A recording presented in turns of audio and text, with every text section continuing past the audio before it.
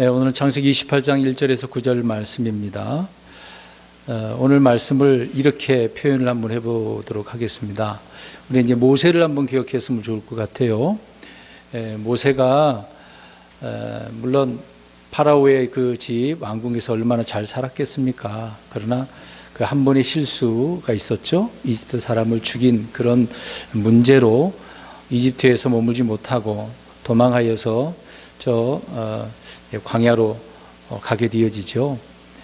그래서 나중에 시내산에서 주님을 만나고 또 자기 백성 이스라엘 백성들을 위해서 다시 이집트로 돌아가게 되어집니다. 이것을 보면 괜히 물론 모세가 실수하고 잘못한 거죠. 사람을 죽였으니까. 근데 이런 일들을 보면 모든 것들이 다 인생이 끝난 걸로 사람들은 생각할 수도 있습니다. 그러나 되어지는 그런 과정들을 보면 하나님께서 물론 모세가 인간적인 면에서는 잘못한 부분이지만 합력하여 선을 이루신 분이기 때문에 하나님의 뜻을 모세를 통하여 이루시는 것을 보게 되어집니다. 그러니까 고난이라고 하는 것, 환난이라고 하는 것은 어떻게 보면 내가 나 자신을 돌아볼 수 있는 기간이 될 수도 있고 또 그런 기간 속에서 하나님의 뜻을 우리가 알 수 있게 되어진다는 겁니다. 그러다 보면 하나님의 그 뜻에 따라서 내가 어떻게 살아가야 되는지 모세에게는 엄청난 사명이 주어지게 된 것이죠. 또 우리가 이제 선지서, 대언서들을 살펴보면 엘리야도 그렇지 않습니까? 아무리 말씀을 아합 왕에게 많은 사람들에게 전해 주어도 사람들이 안 들어온단 말이죠. 우상에게 사로잡혀 있고. 이런 엘리야가 얼마나 몇 번이나 도망쳤습니까? 특히 이세벨이 죽이려고 했기 때문에 도망 다녔지 않습니까? 그럼에도 불구하고 엘리야가 그렇게 도망 다녔음에도 불구하고 하나님께서는 엘리야에게 계속해서 말씀을 주시고 선포하라고 사명을 주시는 것이죠. 그러다가 나중에 데려갔었습니다마는 하늘로 올라가게 됐죠. 끝까지 이런 어려움 속에서도 하나님으로부터 받는 사명이 있다라고 하는 부분입니다. 근데 얼마나 엘리야가 괴로웠겠어요. 죽여달라고 한 것처럼 이제 자살이라고 하는 그런 충동이 있을 수도 있는 겁니다. 모세도 그렇고 다 그렇지 않습니까? 말씀드리고자 하는 요지는 이런 어려움 가운데서도 하나님께서 우리에게 뭔가 말씀해 주시고 명령하시는 것들이 있다라고 하는 부분입니다. 이런 뜻을 우리가 깨달아야 된다는 거죠. 이런 예들을 통해서 우리 신약 그리스도인들도 뭔가 깨달아야 된다. 내게 주신 사명이 뭔가, 명령이 뭔가, 이런 것을 알면 우리가 다시 말씀으로 돌아가야 되는 것이죠. 있는 그곳으로 돌아가서 내가 어떻게 살아가야 되는 게 중요한 것입니다. 예레미야도 마찬가지입니다. 예레미야도 그렇게 말씀을 전했는데 어떻게 보면 매국노잖아요. 저 바벨론의 갈대아 사람들에게 항복을 해라. 그런데 이스라엘 입장에서는 어떻게 우리가 항복하냐, 싸워서 이겨야 되지 않느냐, 그렇게 나올 수도 있는 거잖아요. 그런데 하나님의 말씀은 갈대아 사람들에게 항복을 해서 같이 거기 가서 살라라고 하는 메시지였거든요. 그런데 이런 말씀을 전해도 백성들이 돌아옵니까? 끝까지 돌아서는 사람은 극소수였겠죠. 아무튼 이스라엘 민족적인 그 전체를 다루고 있기 때문에 결국 그들은 그 말씀에 순종하지 못해서 갈대아 사람들에게 바벨론에 이제 포로로 잡혀가게 되어지는 거죠. 이제 그런 어려움 속에서도 예레미야는 구덩이에 갇히는 그런 일까지 있게 되었습니다. 거짓 대언자, 어떤 악한 사람들에게 뺨도 맞고 그러지 않았습니까? 그럼에도 예레미야는 계속해서 뭐라고 얘기만 합니까? 갈대아 사람들에게 항복해라. 그게 메시지였거든요. 어떤 일이든 이런 고난 가운데서도 하나님의 명령이 주어진다라고 하는 것입니다. 이제 구약에 이런 믿음의 사람들이 있는데 신약에도 그렇지 않겠습니까? 지금의 이 은혜 시대 때 우리 그리스도인들에게도 주님께서 사명을 주신 것이 있기 때문에. 근데 이것을 깨닫는 그리스도인들이 얼마나 되겠습니까? 그냥 내 삶, 내 처지, 내 환경만 늘 우리는 탓하면서 또 하나님 앞에 삿대질하면서 왜 내게는 이런 일만 있습니까? 이 고난이라고 하는 것을 멈춰야 되는데 끝없네요. 그런 것처럼 얼마나 하나님 앞에 하소연하면서 우리가 그렇게 있습니까? 이런 삶을 우리가 산다 하더라도 뭔가 하나님께서는 그 가운데 명령하신 부분을 우리가 깨달아야 된다는 거죠. 그것이 있다라고 하는 것을 인식해야 된다고 하는 것입니다. 오늘 왜 이런 이야기를 했냐면 야곱이 그런 문제거든요. 흔히 우리가 알다시피 야곱은 지금 에서의 그 눈을 피해서 어떻게 해야만 합니까? 하란으로 도망가야 된다는 거죠. 물론 하나님께서도 창세기 35장에 이제 베델로 돌아갈 때 너가 에서의 얼굴을 피해서 도망할 때라고 말하고 있거든요. 도망간 건 사실입니다. 근데 오늘 내용을 보면 이제 겉으로 볼 때는 에서의 입장에서는 도망이거든요. 에서의 눈에서는 도망이란 말입니다. 그러나 하나님과 이삭에게 있어서는 이게 도망가는 문제가 아니거든요. 물론 이제 리브가가 이제 에서의 그 문제를 가지고 이삭에게 이야기하고 언급을 한 부분이지만 이것이 야곱에게 있어서 보내어진 사명이고 명령이 되어진다라고 하는 부분입니다. 오늘 이제 그런 맥락에서 말씀을 들으시면 전체적인 말씀이 이해될 것이라고 생각되어져서 미리 예적인 말씀을 예를 들어서 설명을 드렸습니다. 이제 이 부분을 이제 서서히 좀 말씀드리겠는데요. 야곱에게 자기에게 이제 복을 빼앗겠다고 생각한 에서가 그 에서는 아버지 이삭이 죽으면 야곱을 어떻게 한다고 그랬습니까? 죽여버리겠다고 했습니다. 결심했죠, 마음속으로. 그런데 어떤 이가 이제 리브가이가 알려줬어요. 이것은 이제 천사는 하나님이 알려주신 거겠죠. 그러니까 야곱을 향한 에서의 이런 적대적인 표현 때문에 형제간의 그 사랑은 없잖아요. 그냥 형제간에 벌어진 어떤 유산 싸움인 것이죠. 그러나 영적으로 이 부분을 우리가 또 볼 때는 다른 의미가 또 있습니다. 가인이 동생 아벨을 어떻게 했습니까? 죽였어요. 우리가 그거를 그냥 내 예물을 받아주고 안 받아주고 그런 문제로 우리가 보면 안 됩니다. 그러니까 에덴 동산의 때서부터 계속해서 마귀가 무슨 작업을 하는 거예요. 이 씨에 대한 문제거든요. 그러니까 이 씨를 아담을 통해서 계속 순수한 혈통이 이 씨를 이어가는 것을 사탄의 입장에서는 볼 수가 없는 거거든요. 그러니까 계속해서 씨를 멸하려고 하는 사탄의 계획을 우리가 이해를 해야 한다라고 하는 부분입니다. 그러니까 가인이 동생 아벨을 죽인 것이나 에서가 야곱을 죽이겠다라고 하는 이것은 여자의 씨를 멸하려고 하는 대적하는 마귀의 계획이 있다라는 것을 알 수가 있는 것이죠. 마귀는 살인자입니다. 계속 살인 그 문제가 나오면 누구에 의해서 이런 살인이 주어진다라고 생각해야 되겠습니까? 사탄 마귀인 것이죠. 그러니까 마귀는 살인자입니다. 속이기도 하고 거짓말쟁이고요. 하나님께서 여자의 씨를 통해서 마귀의 머리를 붙이실 것을 미리 말씀하셨지 않습니까? 그러니까 그런 말씀하신 이후로 마귀는 자기의 머리를 부술 여자의 씨, 그러니까 계속해서 아담을 통해서 여자의 씨, 아브람 계속 이삭, 야곱, 그것이 여자의 씨가 이어지지 않겠습니까? 그러니까 나타나지 못하도록 이제 그 여자의 씨는 누구라고 그랬습니까? 예수 그리스도라고 분명히 사도 바울이 언급을 했지 않습니까? 단수로 얘기했기 때문에.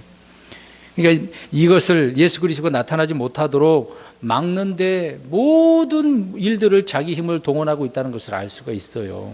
이런 의미도 있다라는 것을 우리는 생각을 하고 성경을 읽어야 되는 것이죠.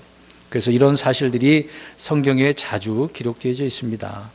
에서가 그랬던 것처럼 파라오도 유대인으로 태어난 남자아이들을 다 어떻게 하려고 그랬습니까? 그렇게 죽이려고 했다라고 말씀하고 있잖아요. 우리가 에스더서를 볼 때도 그렇습니다. 하만이라고 하는 사람이 어떻게 하려고 그랬습니까? 유대 민족 전체를 다 어떻게 하려고 그랬어요? 죽여버리려고 하지 않았습니까? 그 당시에 아하수에로 127도의 그 땅이 있는데 그 엄청난 나라를 거기에 흩어져 있는 유대인들을 다 죽이려고 명령이 떨어진 거 아닙니까? 그러니까 사탄 마귀는 계속해서 죽이려고 해요. 일요일 날 우리가 이제 적그리스도의 정체에 대해서 살펴보았습니다만은 적그리스도가 하는 일이 물론 정권 잡고 평화를 주장하고 있겠지만 내면적으로는 이스라엘을 죽이는 일을 하는 겁니다. 항상 적그리스도를 예표하고 있었던 파라오나 또 아시리아 왕이나 바벨론 왕이나 대부분 다 이스라엘을 죽이는 일을 하는 것이거든요. 그러니까 그 부분에 있어서 그러니까 씨를 멸하려고 하는 그런 의미도 있다 생각을 하셔야 된다라고 하는 부분입니다. 야곱은 아버지로부터 복을 받았지만 그것은 미래의 일이잖아요. 지금 당장 복을 받은 것은 없습니다. 미래의 일이고 후손의 문제잖아요. 지금 당장 찾아온 것은 야곱 어떻게 해야 됩니까? 목숨의 위협이 있기 때문에 도망가야 된다라고 하는 부분인 것이죠. 사실 이것도 이제 우리가 영적으로 우리 그리스도인들에게 적용해 보면 어떻습니까? 우리가 예수 그리스도를 믿고 나면 물론 하나님께서 우리에게 영적인 복을 주셨어요. 이미 주신 걸 우리 누리며 살아가야 됩니다. 우리는 인식하지 못해서 그렇지 하나님께서 이미 영적인 복을 다 주셨어요. 모르기 때문에 맨날 달라고 하는 것이지만, 그럼에도 불구하고 현실은 어떻습니까? 영적인 복은 주어졌지만 현실은 어때요, 우리가? 네, 고난과 시련 속에서 살고 있는 것이죠. 이 땅에서의 삶은 영광이 아니라 오히려 고난의 연속이다라고 하는 부분이라는 것을 알 수가 있습니다. 그러니까 오늘 이제 본문으로 가서 이삭을 생각해 보십시오. 이삭은 자신이 곧 죽을 줄로 생각했죠. 근데 이삭만 그랬습니까? 이 내용을, 이 말을 들은 리브가도 그렇고 야곱과 에서도 마찬가지죠. 곧 죽을 줄로 알았다는 것입니다. 모두가 다 그렇게 예상을 했습니다만은 말씀드린 것처럼 몇 년을 더 살았어요. 이 이후로 43년. 근데 보십시오. 이제 이삭은 야곱의 자식들을 다 보았다라는 것을 알 수 있는데, 야곱이 몇 년 만에 하란에서 돌아옵니까? 20년 만에 돌아와요. 그러니까 그러면 20년 만에 그 자녀들 다 데리고 왔으니까 자녀들 다 바뀌었어요, 안 바뀌었어요? 바뀌었죠. 그리고 몇 년 더 살았습니까? 43년에서 20을 빼면 23년을 더 산 겁니다. 모든 것을 다 봤어요. 나중에 죽고 난 다음에 이제 야곱의 그 자녀들이 70인이 이집트로 간 내용이 나오죠. 아무튼 야곱의 아들들이 그렇게 나중에 다 있었다는 것을 이삭은 보게 되어진 것입니다. 또 리브가는 야곱에게 외삼촌 라반에게로 가서 몇 달을 머물면서 아내를 얻으라고 말을 하잖아요. 몇 날을 보내면서요. 리브가는 야곱에게 돈을 보러 오라고 하는 것도 아니고 또 어떤 힘을 키워서 저 에서를 이길 수 있는 힘을 키워서 오라는 그런 것도 아니었습니다. 무슨 말을 했던 거죠? 지난 시간에 마지막 절에 가나안 땅에서 아내를 취하지 말고 오라비 집에 가가지고 저 하란으로 가서 친족에게서 네 아내를 구해라, 그런 말을 했던 거죠. 근데 이거를 이제 자기 남편에게 이야기한 부분이었던 것입니다. 자, 그 내용이 오늘 이제 1절에 이어서 이삭이 리브가에게 말을 듣고 이제 이삭도 이제 생각이 바뀌었겠죠. 그래서 이제 축복하면서 명령을 내리는 겁니다. 그 내용을 이제 한 절씩 살펴봅니다. 1절 보십시오. 이삭이 야곱을 불러 그를 축복하고 또 그에게 명하여 그에게 이르되 너는 가나안의 딸들 중에서 아내를 취하지 말고. 그러니까 야곱이 하란으로 떠나기 전에 이삭이 야곱을 불러서 축복을 했습니다. 이삭이 야곱에게 준 명령은, 그 사명은 무엇입니까? 가나안의 딸들 중에서 아내를 취하지 말라. 아주 이제 중요한 부분이거든요. 이것은 앞에서 말씀드린 것처럼 그 씨 문제잖아요. 순수한 씨를 가나안 땅에는 더럽혀져서 안 된다, 그 얘기인 것입니다. 리브가와 같이 이삭 역시 아들 야곱이 가나안 딸들과 결혼하는 것을 반대했다는 것입니다. 그러니까 혼혈의 문제를 좀 조심히 한 거죠. 성인종이 통합되면 안 되는 그런 의미도 우리가 생각할 수도 있습니다. 오늘날 물론 우리가 크리스천들에게 이 결혼 문제에 있어서 명령을 고린도 후서 6장 14절에서 16절에 말씀을 하고 있잖아요. 그러니까 믿지 않는 자들과 더불어 공평하지 않게 멍에를 같이 매지 말라고 했습니다. 의와 불의와 사귐을 할 수 없다. 빛과 어둠이 서로 친교할 수가 없다.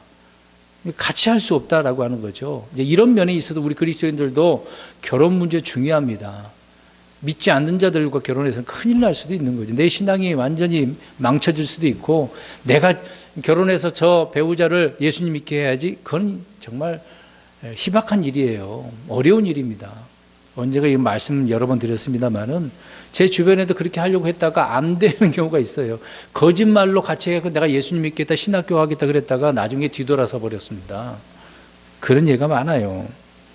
그러니까 우리 믿는 사람들은 믿는 사람들끼리 결혼을 해야 하는 것이 오늘날 현대 그리스도인들에게 아주 중요한 부분이죠. 오늘 이삭과 리브가도 그런 면이 아니겠습니까?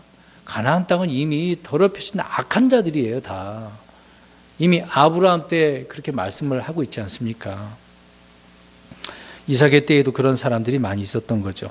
자, 아무튼 1절에서 그 가나안 딸들 중에서 아내를 취하지 말라라고 하는 명령을 내린 것입니다. 그러니까 야곱이 이제 에서는 이미 글렀고, 쉽게 얘기해서 야곱에게 있어서는 아직 야곱은 결혼 안 했기 때문에 중요한 사명입니까? 아닙니까?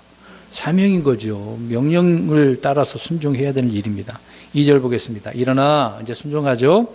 밧단 아람으로 가서 이제 명령을 내립니다. 내 외조부 부두엘의 집에 이르러 거기서 내 외삼촌 라반의 딸들 중에서 아내를 취할지니라.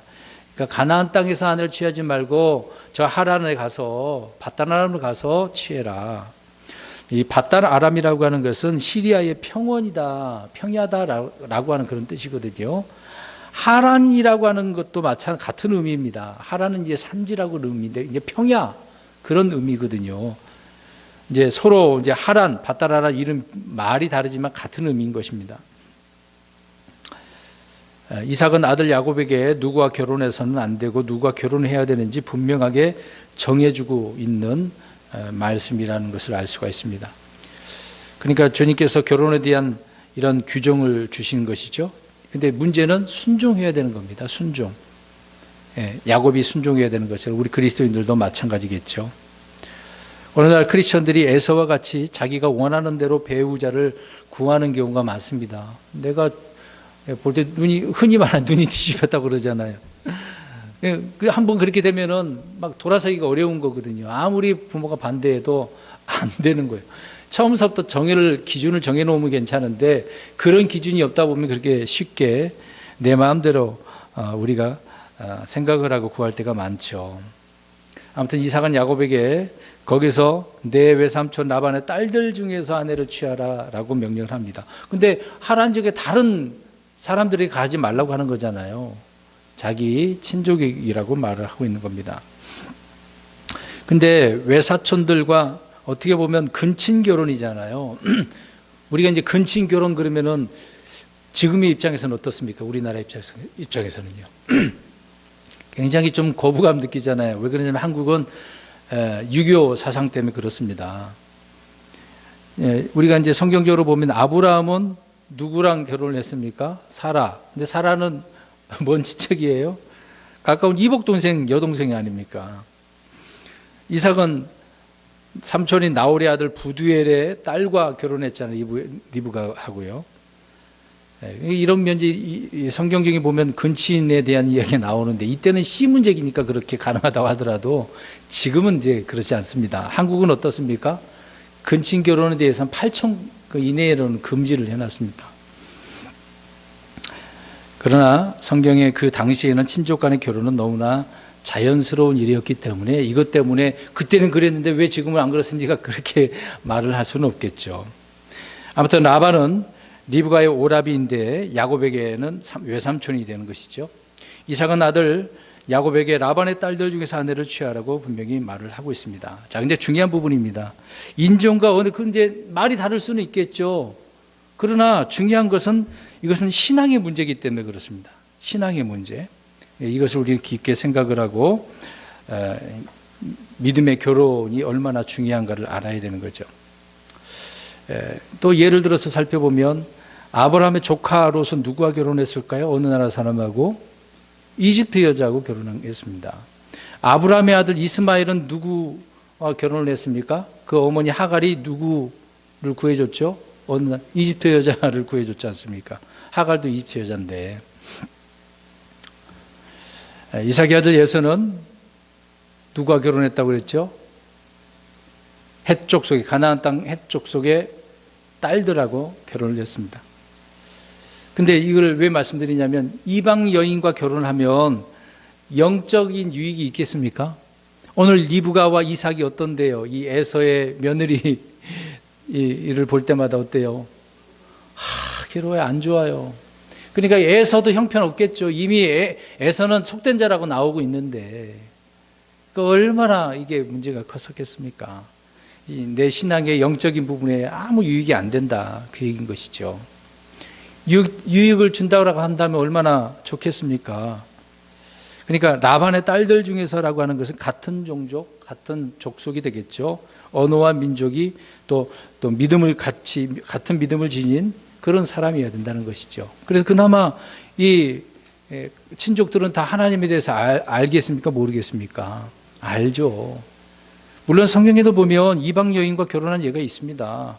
유다도 그 수아의 딸 가나안 족속 여자와 결혼했지 않습니까? 또 다말 그 며느리도 가나안 족속 여인이거든요. 보아스는 어떻습니까?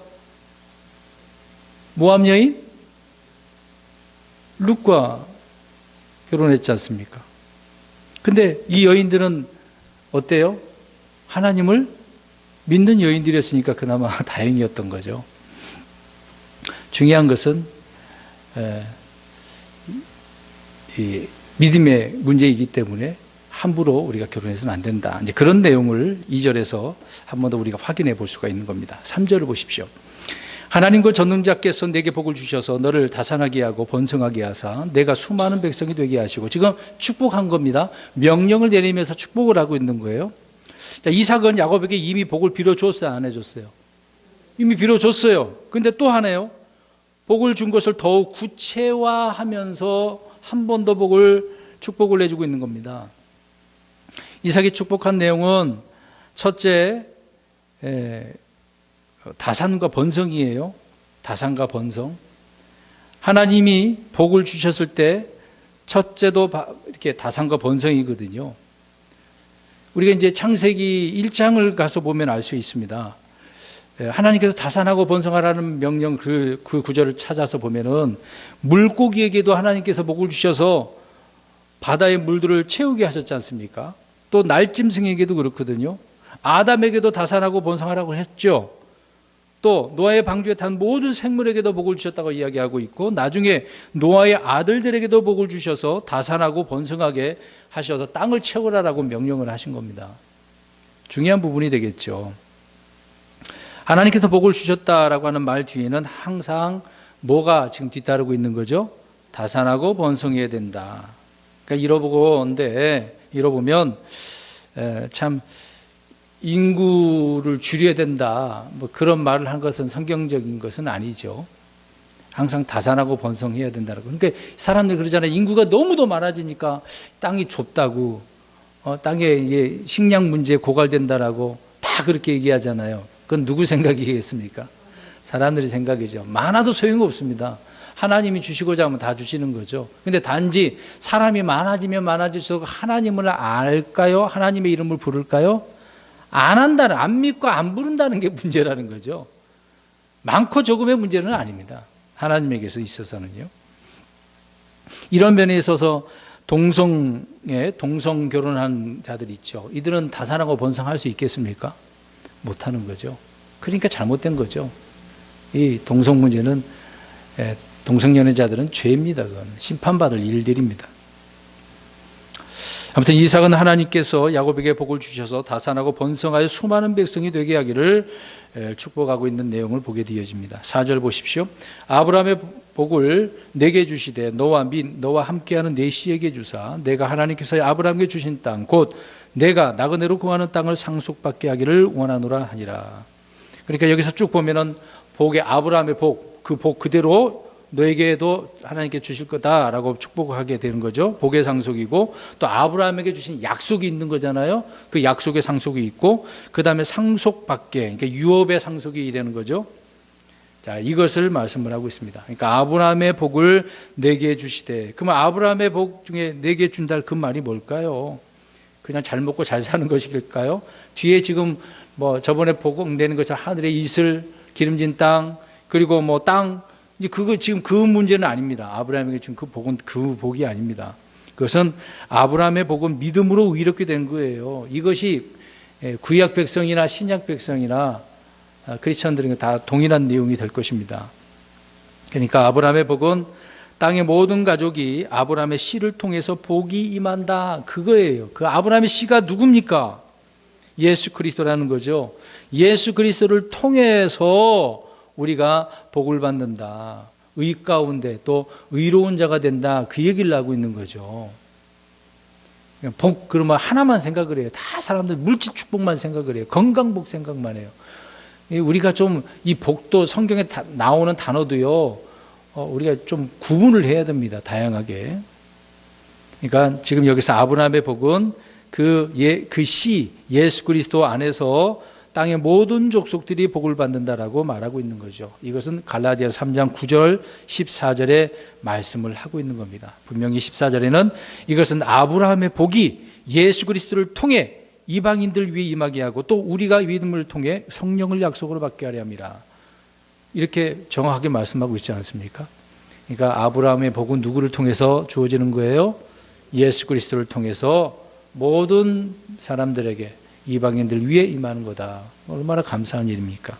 우리에게도 주어진 거예요. 우리 그리스도인들에게도. 다시 4절 보십시오. 이삭은 자신이 상속받았던 아브라함의 복을 자식인 야곱에게 주었고 또 너와 함께하는 넷에게 주사라고 함으로써 예수 그리스도가 오실 때까지 상속될 것이다 라고 하고 있는 것이고 또 복음을 믿는 신약 성도들에게 미치고 있다라고 하는 것이죠. 그러니까 미래에 대해서 지금 주님의 말씀을 선포하고 있는 겁니다. 그 당시 야곱에게만 국한된 것이 아니다, 그 얘기를 하고 있는 것이죠. 그 다음에 두 번째로 주어진 복은 땅의 문제입니다. 땅. 하나님께서 아브라함에게 주신 약속의 땅, 그 땅을 상속받게 한 겁니다. 이걸 저번에 말씀드린 것처럼 지금 이스라엘이 거하고 있는 그 정도 땅 아닙니다. 요르단 왼쪽 편만 있는 거잖아요. 그 땅만 아닙니다. 오른편 메소포타미아 유프라테스 그 강까지거든요. 그러니까 굉장히 넓어요. 그 땅이요. 우리가 그 부분을 잘 이해를 해야 됩니다. 그 약속의 땅을 주님께서 이삭이 야곱에게 지금 축복하고 있는 내용을 보게 되어지는 것이죠. 그렇게만 우리가 알면 되겠습니다. 5절 가서 보십시오. 이삭이 야곱을 보내매 그가 밧단 아람으로 가서 라반에게 이르렀는데 그는 시리아 사람 부두엘의 아들이요 야곱과 에서의 어머니 리브가의 오라비더라. 이삭이 야곱을 불러서 정식으로 축복을 하고 해야 할 일을 명령함으로써 이제 야곱은 도망자가 아니라 명령에 순종해야 하는 어떤 자가 된 것입니까? 사명자, 명령에 순종하는 사명자가 되어진 겁니다. 물론 말씀드린 것처럼 실질적으로 에서의 얼굴을 피해서 어떻게 한 겁니까? 도망한 거예요. 그러나 이런 고난과 역경 속에서는 하나님의 명령이 이삭에게 또 이삭을 통해서 야곱에게 주어지는 것을 보게 되어집니다. 그래서 야곱을 보내니까 그가 밧단암으로 갔다. 명령에 순종했다라고 하는 거죠. 이제 야곱은 순종해서 받은 명령에 따라 해야 될 일을 하러 가게 된 것입니다. 그러니까 어떻게 보면 파송받은 거예요. 상황은 그렇지만 파송받은 겁니다. 야곱은 가서 라반에게 이르렀다고 이야기하죠. 말씀드린 것처럼 라반은 삼촌입니다. 어머니 리브가의 오라비인 것이죠. 근데 말씀드린 것처럼 유대인과 이스라엘의 조상은 어느 사람이라고 그랬어요? 어디 사람? 시리아 사람이라고 분명히 성경은 말하고 있습니다. 이거는 히브리 사람 그러면 안 돼요. 시리아 사람이에요. 그러니까 아브라함, 이삭, 야곱이 모두 시리아 사람이라고 신명기 26장 5절의 말씀을 분명히 하고 있습니다. 그러니까 아브라함도 시리아 사람이에요.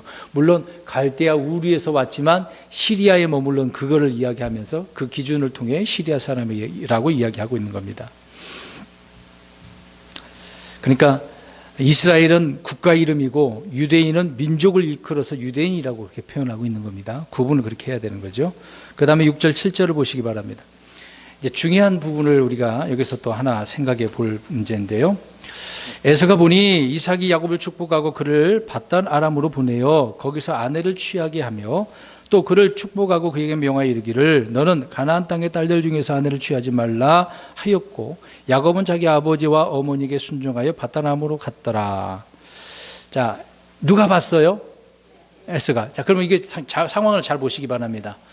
지금 그 전에 에서가 막 내게 복을 달라고 울부짖고 했는데도 그게 안 됐지 않습니까? 돌이킬 수 없는 문제니까. 시간이 얼마나 지났는지 모르지만 이삭이 지금 야곱만 불러다 놓고 축복했을까요? 잘 보셔야 됩니다.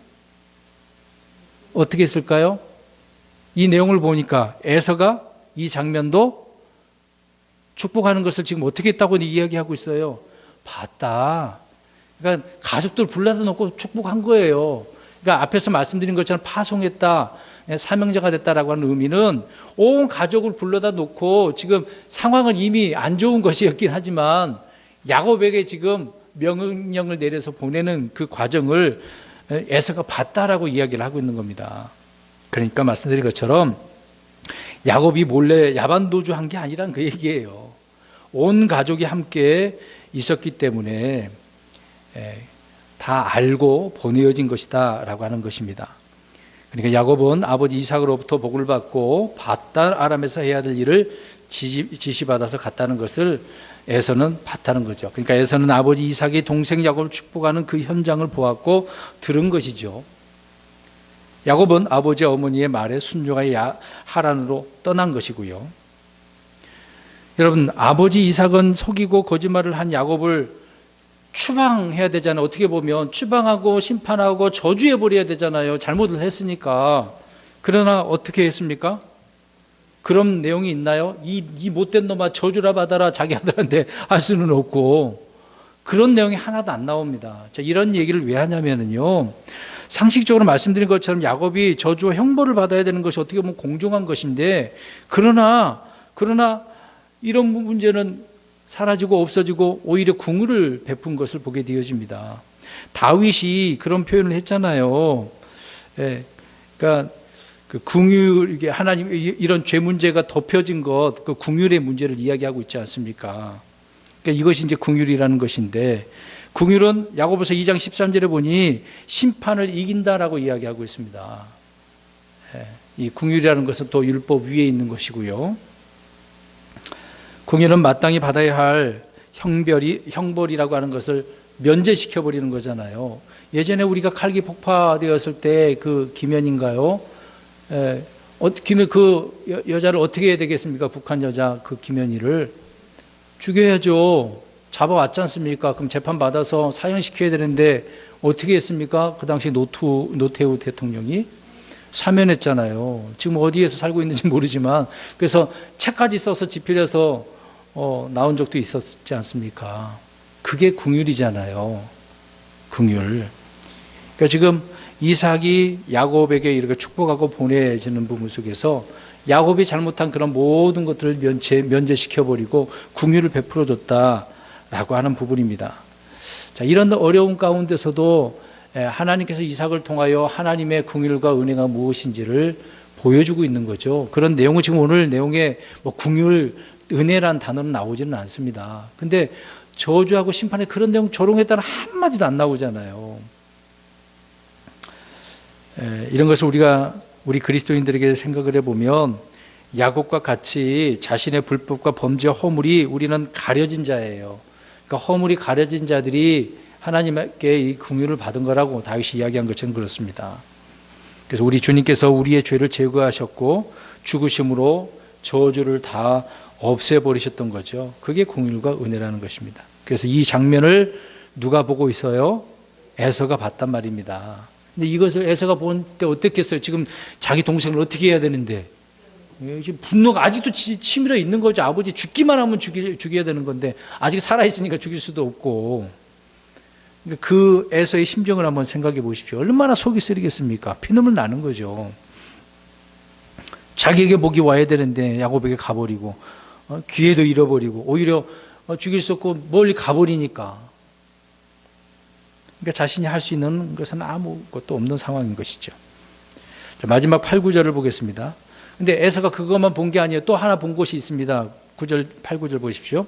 또 에서가 보니 가나안의 딸들이 자기 아버지 이삭을 기쁘게 하지 못하므로 이에 에서가 이스마엘에게 가서 자기가 소유한 아내들 외에 아브라함의 아들 이스마엘의 딸이요 느바요스의 누이인 마할랏을 취하여 자기 아내로 삼았더라. 이삭이 야곱에게 복을 주면서 동시에 딸들 중에서 가나안의 딸들 중에서 아내를 취하지 말라라고 거듭해서 명령하는 것을 듣고 보았는데 이를 통해서 에서는 자기 마음대로 헷 족속의 여인들을 둘을 아내로 취해서 자신의 잘못을 이것을 보고 깨달아야 되잖아요. 내가 잘못했구나. 그걸 깨달아야 되잖아요. 자신이 멋대로 한 그 결혼이 아버지와 어머니를 기쁘게 하지 못했기 때문에 그러니까 하나님의 뜻이 아닌 것을 충분히 짐작을 했어야만 하는 것 아니겠습니까? 그 내용을 한번 우리가 생각해 보자는 거죠. 에서는 가나안의 딸들이 자기 아버지 이삭을 기쁘게 하지 못했다라는 것을 어떻게 했다고 했습니까? 봤어요. 자기 아내들이, 그러니까 이삭의 며느리들이 아버지 어머니를 기쁘게 해야 되잖아요. 시아버지 시어머니를. 그걸 못하고 있으니까 그걸 봤단 말이죠. 그러면 에서가 어떻게 해야 되겠어요? 아들로서, 장남으로서 어떻게 해야 되냐 말이죠. 아버지 어머니를 기쁘게 하기 위해서.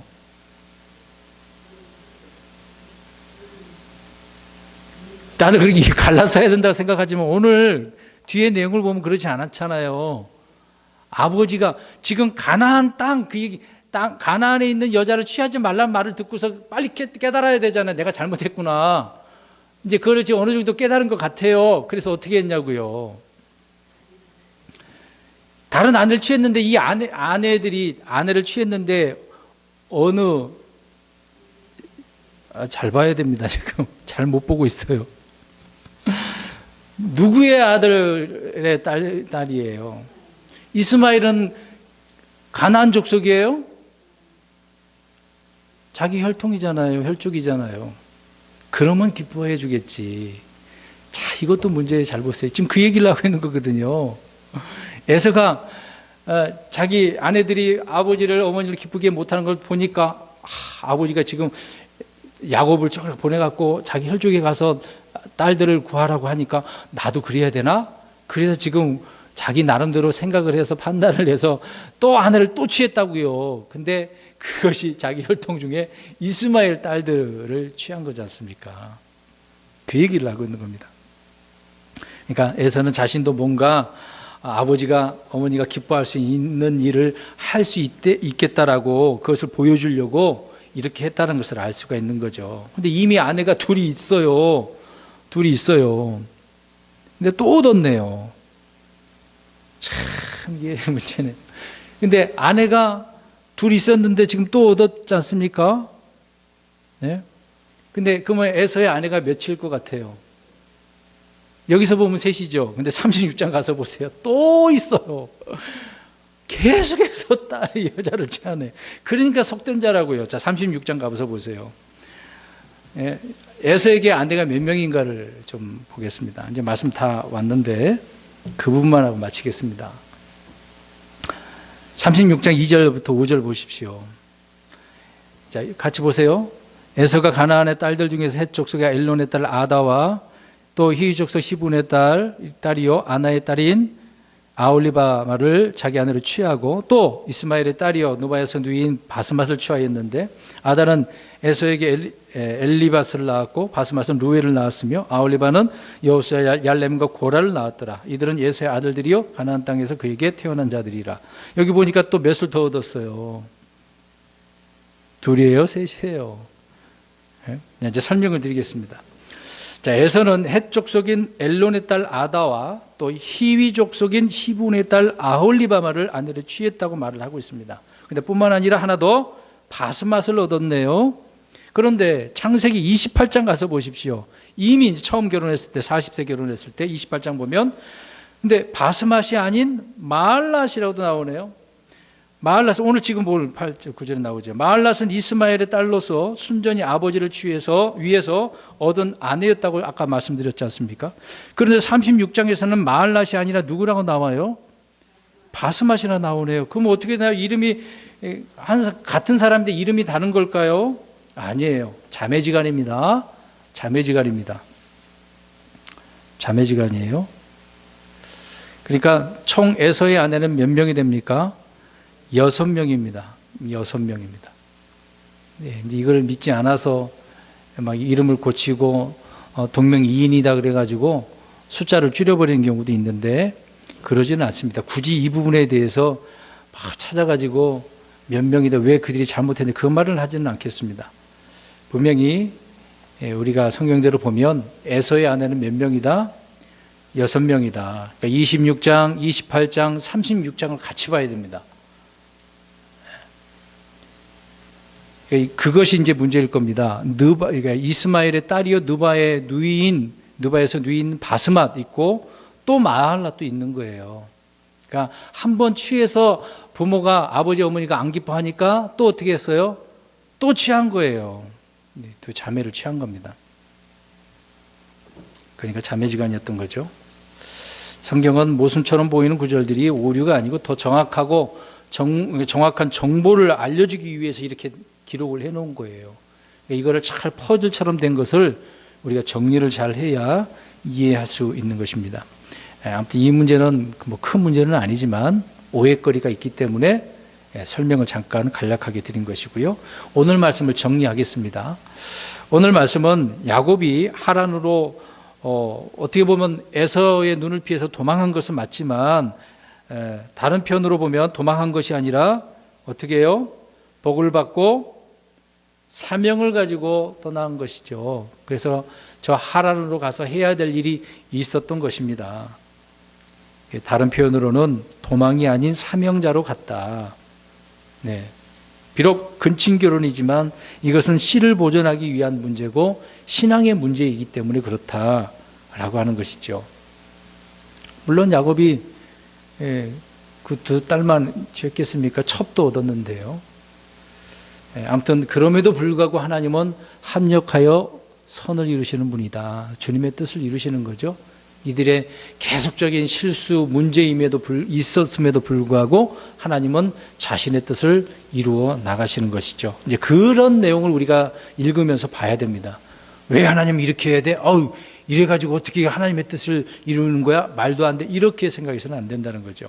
그리고 또 하나는 이삭이 축복한 복은 복의 상속과 약속의 상속과 유업의 상속인데 아브라함의 복은 믿음으로 의롭게 되는 것인데 누구를 통해서라고 그랬습니까? 그 시인, 약속의 시인 예수 그리스도를 통해서다라고 하는 부분입니다. 그리고 마지막으로 야곱이 이삭으로부터 저주와 심판을 받은 것이 아니라 긍휼과 은혜를 입었다. 이것은 허물을 가려준 것이다. 하나님께서 예수 그리스도를 통해 모든 사람들을 위해서 그렇게 해주신 것처럼 긍휼을 베풀어 준 것이다 라고 우리가 살펴보았습니다.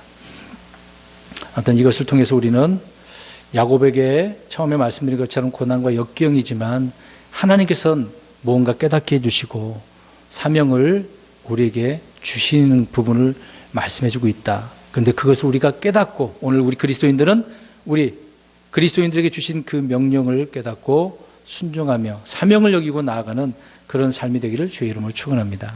아멘. 기도하겠습니다.